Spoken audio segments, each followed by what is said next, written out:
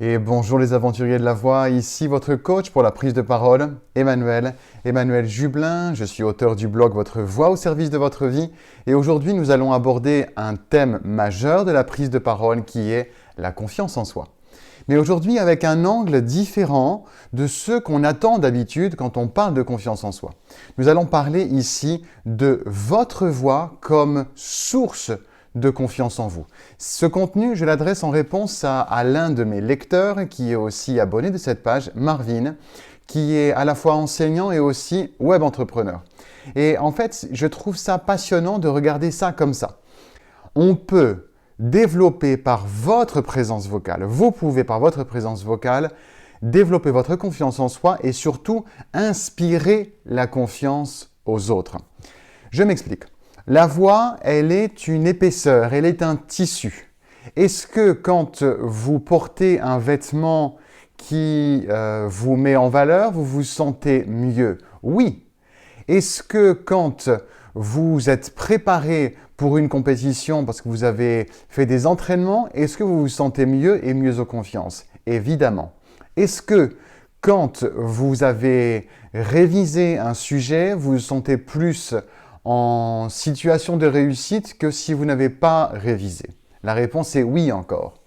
Et est-ce que si votre voix était posée, affirmée, sonnante, consistante, auriez-vous davantage confiance en vous pour vous exprimer? La réponse est oui. Et ici, nous parlons à la fois du contenu de votre discours et du contenant, du fond et de la forme.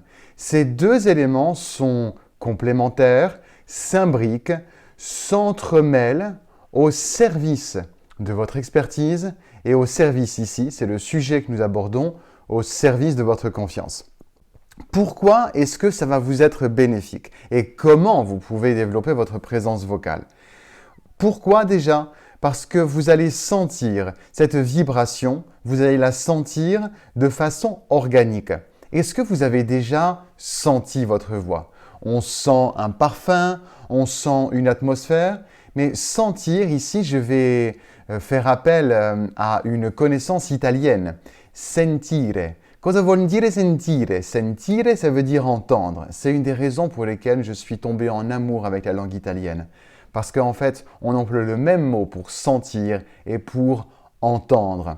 Et en fait, je vous invite à sentir votre voix, à l'éprouver, à la goûter. Comment vous allez faire ça? Vous allez le faire en venant rencontrer la vibration de votre voix. Et c'est comme ça que vous allez pouvoir faire ce check. Comme un artiste fait demande un retour sur scène, fait un enregistrement test pour savoir comment ça sonne. On ne commence pas un enregistrement de 10 titres avant d'avoir vérifié que le son est bon, que la balance est bonne. Vous allez en live, pendant que vous vous exprimez, avoir l'occasion de sentir si votre voix sonne. Je vous donne ici 3 façons avec lesquelles, très discrètement, pendant que vous parlez, vous pouvez vous assurer que votre voix est présente, sonnante et donc affirmée.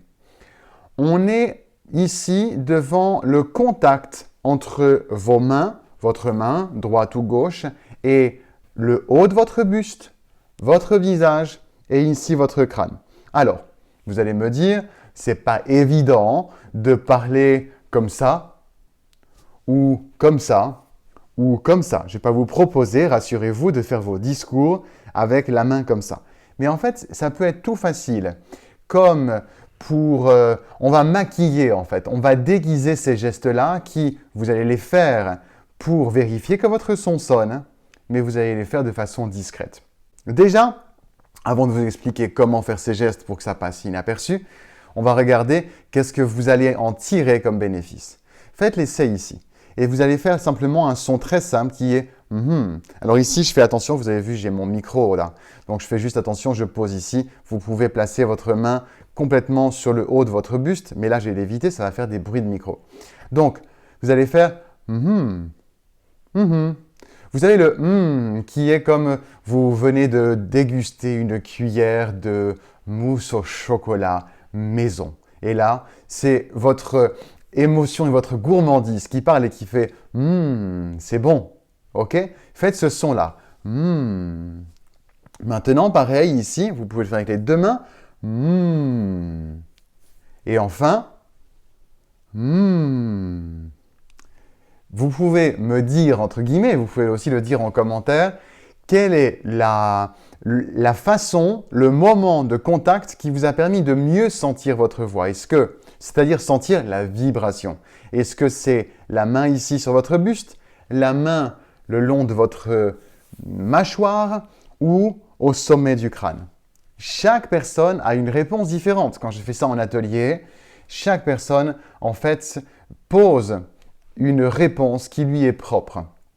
Maintenant, l'endroit qui vous a été le plus probant, le plus net en termes de vibration, la plupart des personnes au début sentent au niveau de la mâchoire, ça peut être aussi au niveau du cou. Mais le mieux, c'est d'aller au contact des os. C'est la masse osseuse qui se met en vibration avec votre voix. Les cordes vocales vibrent ici dans votre larynx et ensuite la vibration se propage dans deux espaces globalement de vibration qui sont la résonance profonde de la voix poitrine, la voix de poitrine, et la résonance plus légère, plus dans la partie, on va dire, chatoyante de la voix, dans la boîte crânienne, ici et jusqu'au sommet du crâne. Petite information, si votre voix vibre jusqu'au sommet du crâne, ça ne veut pas dire que votre cerveau est vide, bien au contraire, ça veut dire que les os vibrent avec qualité. Ça, c'est pour juste éviter tout doute à propos du fait que ça résonne jusqu'ici. Maintenant, une fois que vous avez identifié la partie qui vous permet ce check, c'est vraiment pour moi ce retour sain, ce check de la balance quand on se dit avant d'enregistrer, avant de faire le concert, est-ce que le son est bon? Ça, c'est votre partie ingé son, l'ingénieur son en vous. Donc, vous avez identifié ça et quand vous allez parler, eh bien, discrètement, vous allez poser votre main discrètement ici pour juste, vous savez, là, il y a un côté très simple, c'est vous avez la tête comme ça et vous faites celui qui réfléchit bien, celle qui réfléchit bien et en même temps, eh bien, vous avez en une fraction de seconde la confirmation que le son sonne. Maintenant, pour celles et ceux qui ont confirmé, qui ont vu que la voix vibre bien, eh bien, vous vous recoiffez. Et en vous recoiffant, vous affirmez votre voix et vous allez sentir ce léger grain de voix. Ça, c'est une façon la plus simple de vérifier que votre voix porte. Parce que si votre voix vibre, elle porte. Il y a un pacte entre l'air et le son. C'est l'air qui véhicule le son, c'est l'air qui le transporte. Ça fait qu'en ce moment, nous serions sur la Lune, nous ne pourrions pas nous parler parce qu'on n'a pas l'atmosphère terrestre. C'est comment dire, cette matière aérienne qui permet la diffusion du son. Mais la première matrice sonore, elle est en vous. Et s'il y a vibration, résonance, grain de son, vous savez que les gens vous entendent. Et là-dessus, vous vous appuyez pour avoir confiance en vous, une confiance dans le média sonore.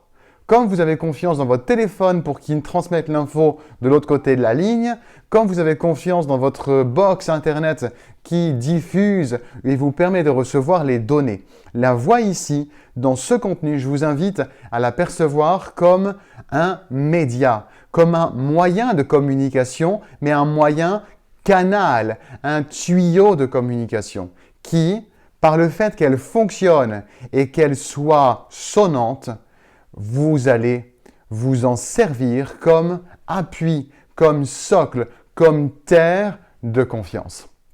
C'est une façon, comment dire, qui est totalement ignorée de beaucoup de modes de formation dans nos parcours collégiens, lycéens, universitaires, de centres de formation.